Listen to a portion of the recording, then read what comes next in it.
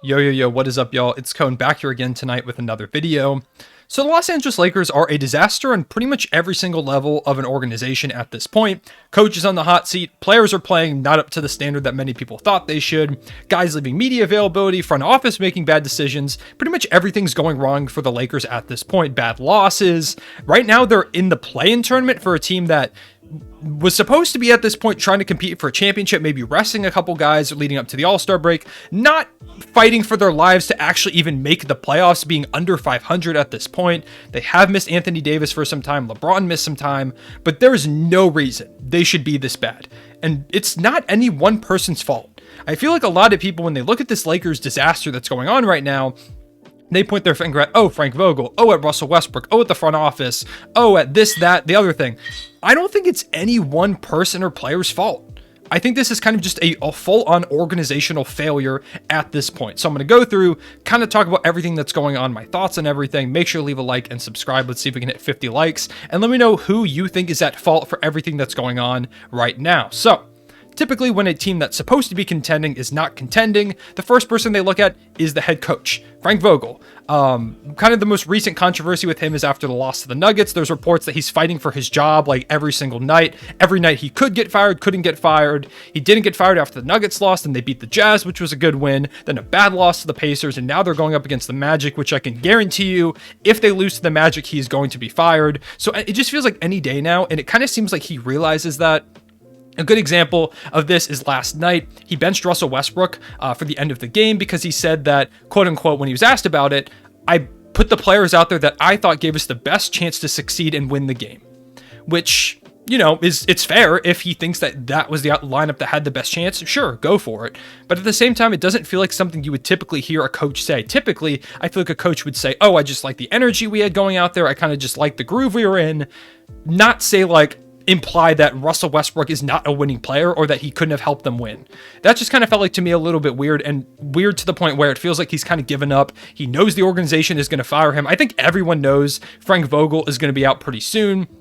There have been tweets from Chris Haynes about it. He's fighting for his job. I don't blame him for probably being fed up with this whole thing. But overall, Frank Vogel has had some issues over the course of this season and even over the course of his entire tenure as a Lakers head coach. But I'm just talking about this season kind of in particular. He hasn't done the greatest job of putting players in positions to succeed, and he's got really weird rotations at times. In terms of the rotations, one of the weirdest things that happened a lot early in the season before Rajon Rondo got traded is we would see these weird lineups with Russ and Rondo on the court at the same time. Like, why?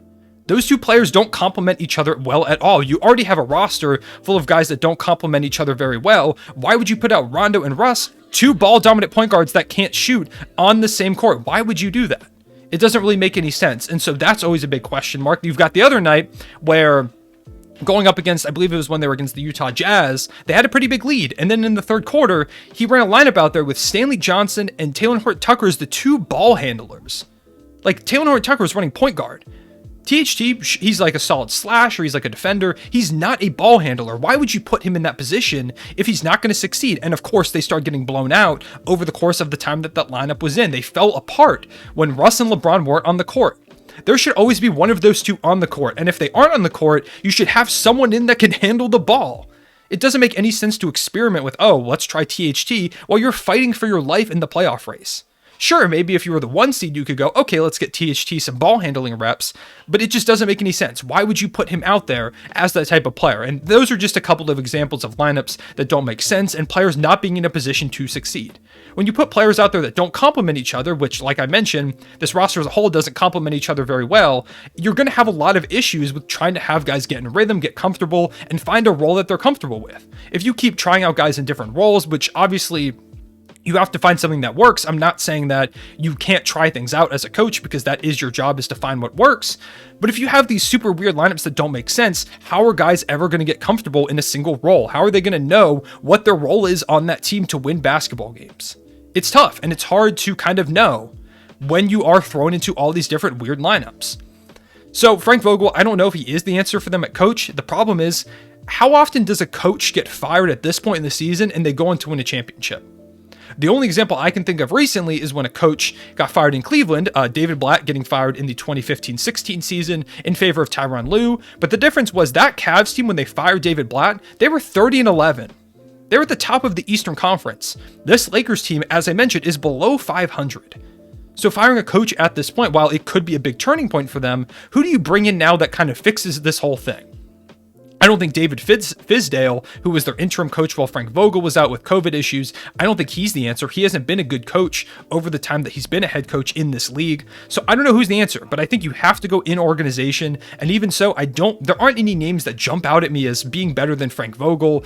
So I don't know what you do. You're kind of just stuck in that situation. Another guy that a lot of people are blaming is Russell Westbrook. And I see why, because when you look at, every time you look at a big three, LeBron, Bosh, Wade, for example, someone has to sacrifice, and it's usually the player that's the worst out of the three. So you've got LeBron, AD, and Russell Westbrook. Russell Westbrook is the worst player out of those three players. It's just facts at this point in their careers. So Russ has to sacrifice. The problem is, this is the first time Russ has ever been part of a team like that where he's not the first or second best player. He's never had to be a player who really has to sacrifice a ton. Look at it. You look at the Oklahoma City Thunder teams with Kevin Durant, with James Harden. You even look at the ones with Paul George and Melo. Russ was the best player on those Paul George and Melo teams, at least at the beginning. You can argue the whole Paul George MVP season, but with KD, he was like the 1B to KD's 1A a lot of the time on that team. And so this is a very new role for Russell Westbrook. And so it's Frank Vogel's job to put him in positions to succeed and give him the opportunity, just tell him what to do. Have him set screens, have him cut more, and have him shoot less. Now, this isn't just Frank Vogel. This is on Russ, too. Russ has to figure out how to fit in with these guys. He is far too talented. He is one of the 75 greatest players in NBA history, according to the NBA 75 list. He has the talent and the knowledge of the game to be able to fit in and succeed in a bunch of different ways. We've seen him play with Kevin Durant, James Harden, Paul George, Bradley Beal, so many star players over the course of his career. He's had to change every now and again, but this is by far the most drastic change that he's ever had to make. And so I do think it's going to continue to take more time. But Russ himself, he's got to excel this process. What Russ needs to do for this team is screen, cut, and stop shooting as much. Russ's shots should be layups. They should be cuts to the basket. He can take that mid-range jumper, sure, if it's there, and spot up threes. Russ is actually shooting pretty well from the corner on threes this season. Like, genuinely, I believe he's shooting like 40+% from corner threes this season. So if he just did those things, if he just cut more, if he set screen, you could have him and LeBron do pick and rolls, even have him handle the ball more when LeBron James is out, stagger their 2 minutes so Russ handles the ball more at one point, then LeBron handles it, and then you kind of have to figure out how you play alongside each other. But I just feel like Russ needs to do a better job of fitting in and figuring out how to make things work. He's a fantastic and super talented player. He's my favorite player of all time. Ever. He's the one who made me fall in love with basketball and made me a Thunder fan.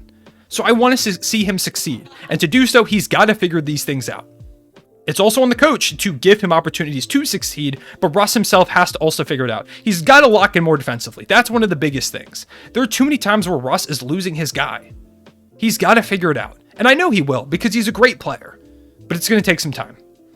In terms of the front office, just bad roster construction. That's one of the biggest blames for this team, I think, is just the bad roster construction. You can look at Russell Westbrook's fit with LeBron James and AD all you want, but an even bigger issue for me, because with three really talented players like that, they'll typically figure it out. But when you look at the inability of guys to they don't have anyone on this roster that shoots and plays defense. Everyone does one or the other. They don't have many 3-and-D guys. They have 3 guys and they have D guys. Now, there are a couple guys you can argue here and there, but overall, it's just not a lot of good fit, and I personally thought they had a pretty solid offseason.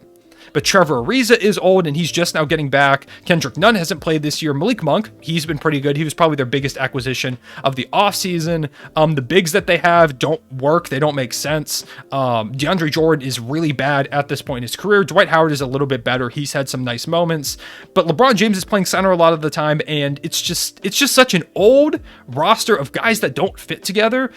And the biggest issue is they don't have any people to trade. All of their contracts are minimum contracts or like Taylor Horton Tucker or minimum contracts. And then you've got the 3 max guys. They don't have assets. Their first round picks are pretty much all in New Orleans in the trade that they got Anthony Davis in. So they don't have those. You don't have young pieces other than Talen Horton-Tucker, who I 100% believe they're going to have to move if they want to get any significant deal done, so I expect him to be gone by the deadline. But you can't go out and get like another star player. You can't go out and get like a Buddy Hield, for example. Unless you did a 3-team trade, then maybe you could make it work. But you can't go out and get a great shooter like a Buddy Hield, for example, because you can't make the money work. So in trading for Russell Westbrook, who I do think there is potential to make things work with him, LeBron, and AD, but they made the sacrifice of giving up more depth and going all in on kind of this format. If it didn't work, as it's not working right now, there's not much you can do. You can't make big moves. There are Lakers fans who are like, let's go out and get Jeremy Grant, but how are you going to get Jeremy Grant? You can't. I don't think Talen Horton-Tucker plus salary filler is going to be better than any package that any other team will offer them. Like, for example, if the Bulls go out there and offer Patrick Williams a pick and like salary filler, there's no offer that the Lakers can offer up that is better than that. Unless they throw LeBron or Anthony Davis in it. You just can't do it. So I don't think they're going to outbid for a guy like him. And there have already been reports that people expect it to be a pretty quiet deadline for the Lakers because there's not much they can do because their front office backed them into a corner. They gave up really solid role players that helped them win the championship for Russell Westbrook and KCP, Kyle Kuzma. Those were two guys that were really integral, and they didn't do anything to replace those guys. I get it, giving up those guys to bring in a talent like Russell Westbrook, sure, it makes sense. But overall, you have to do something to try and replicate what those two players do, and they didn't do that. They didn't bring in another 3-and-D wing. They just didn't, like a guy like KCP.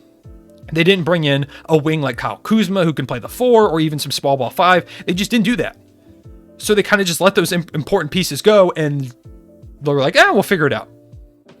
And now we look at kind of the history of this front office. In addition to giving up those guys in that trade, they let Alex Caruso. That's one of the biggest problems for me. Why did they let Alex Caruso walk? They could have paid him. They could have. And they didn't. He came to them and said, I'm willing to take a discount to come back here. He brought them the offer that the Bulls gave them and said, you give me a little bit less than this and I will come back because I want to play in LA. And they said, nah, we're good. A great defensive-minded guard that can hit threes is exactly what this team could use. And they gave it up. They had him and they just let him walk. So all of this is happening for a team that won a championship 15 months ago. They brought it, and then after they won the championship, something you have to think about is, did they try to fix something that wasn't broke? They brought in Dennis Schroeder, getting rid of Danny Green. They brought in Montrezl Harrell. They brought in Marc Gasol. None of those guys really worked out. Andre Drummond halfway through the season. None of the big acquisitions that they brought in really worked out. And so because of that, they were like, okay, well now we've got to make some big move. And they gave up all their depth to bring in Russ. And now things are falling apart. There's inconsistency across the roster, bad defensive effort. And you just have to wonder, did they just try to fix something that wasn't broken? They had a championship team. They won the finals pretty handily. They lost, I think, 1 game in every single series in the Western Conference and lost 2 in the finals. They lost 5 games. They went 16-5 in the playoffs. And then they retooled for players that didn't really make sense. And since then, they've kind of been on a downward spiral. So who's to blame for this whole thing? I don't know. You could also look at Anthony Davis's injury. Maybe he comes back and that things just kind of click. LeBron James has also had, he has input on the roster, so you can look to him as kind of an issue. But overall, I think it's just an organization-wide failure. Since that championship, the Lakers haven't made very many good decisions at all with this team. They brought in players, they traded off some championship pieces for guys that didn't really make sense. They brought in Russell Westbrook when they could have kept depth. And even bringing in Russell Westbrook, what you then have to do is make other moves for depth or bring in players that make sense, and they didn't do that. So they've fallen apart. The Lakers are a disaster right now, and I don't know where they go from here. They can't make big trades. They're stuck on these contracts. There are some people saying that, the Lakers will just trade Russ. They can't. Where do they trade him to?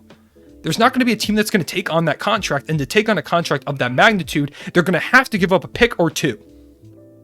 And the Lakers there's no way to give up the very few assets they have to get off of a player's contract who, if they do figure it out, could be really good for them. And I do still believe there is a potential for this Lakers team to figure it out. But it's going to have to include moves, and it's going to have to include a lot of reform and kind of heart-to-heart talks amongst the organization. They've got to figure something out. So those are my thoughts on the Lakers. This video was longer than I thought it was going to be. But this was just kind of a rant on everything that's going on. They're just a complete disaster at this point. I'm not really sure what else to say about it. Let me know in the comment section below what you think about the Lakers. Can they turn this thing around? Are they screwed? Can they win a championship? All of that down below. Right now, I don't think they can. which sucks because, as I mentioned before, I love Russ. Big fan of LeBron as well. I want to see them succeed. It's not happening. So I appreciate y'all watching. I will see you all later.